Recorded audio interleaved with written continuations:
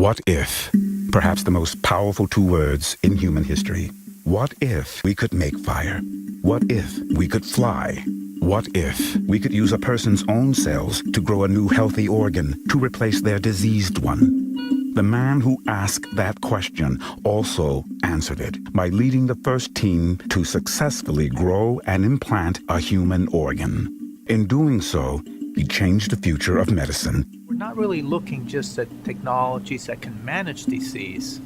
We're looking at technologies that have the potential to treat and cure disease. Dr. Atala's approach was simple. Take a small sample of the patient's own cells, grow them in the lab, construct a scaffold of biomaterial, then apply the cells to the scaffold, place it in an environment that simulates the body, and let the cells do what they know to do.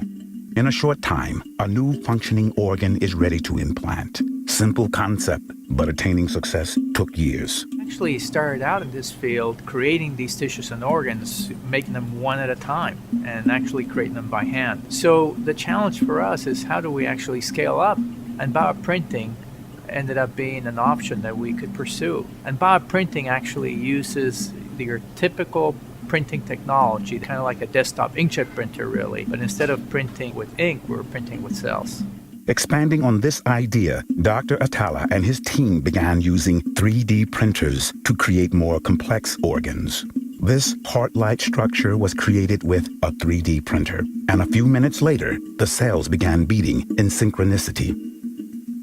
Now, higher resolution 3D printers are being used to create solid organs like kidneys, but their work does not stop there.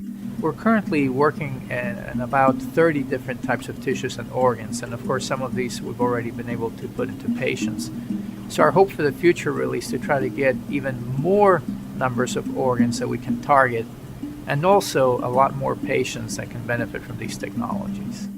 One of the newest techniques is to scan an injury, then place a printer over the patient and directly print the appropriate cells into the wound layer by layer.